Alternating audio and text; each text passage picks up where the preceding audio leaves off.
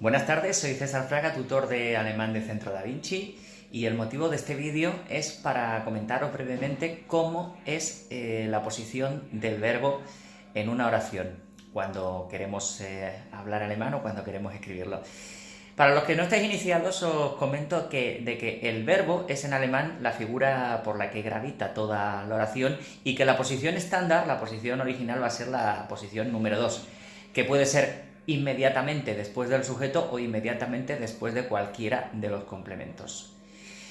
Por tanto, nosotros tendremos una oración en alemán básicamente, pues como viene en este esquema, en la llamada posición 2.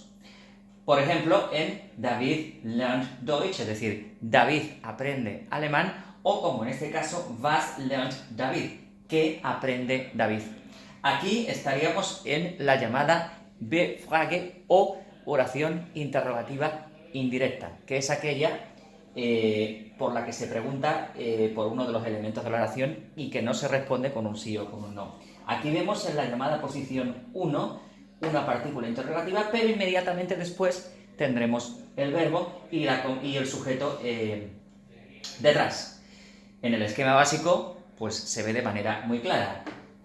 Sujeto en la posición 1, verbo en la posición 2 y la complementación justamente detrás. Pero no va a pasar lo mismo, cuando nos encontremos con una llamada interrogativa directa, como tenemos aquí. Entonces es cuando el verbo ocupará la llamada posición 1 como lernt David Deutsch, es decir, aprende David alemán. Esta sería el caso, por ejemplo, de esta pregunta que en alemán se dice Ja, Nein, Frage, es decir, pregunta sí o no, y que equivale a nuestras oraciones interrogativas directas. En este caso, cuando se trate de una oración interrogativa directa, el verbo sí ocupará la llamada posición 1. Y por último, el verbo ocupará la posición 3, am Ende, que significa al final, por eso mismo, porque irá justamente al final de la oración. Y solamente se va a dar en los casos de oraciones subordinadas, independientemente de la partícula. Como pasa, por ejemplo, aquí. Ich denke, dass David Deutsch lernt. Creo o pienso que David está aprendiendo alemán. Y como veis clarísimamente, tenemos la partícula subordinante, que en este caso es das, que nos está introduciendo una oración subordinada sustantiva. Con lo cual, al tratarse de una oración subordinada, el verbo ocupará la posición 3. Así pues, recordémoslo.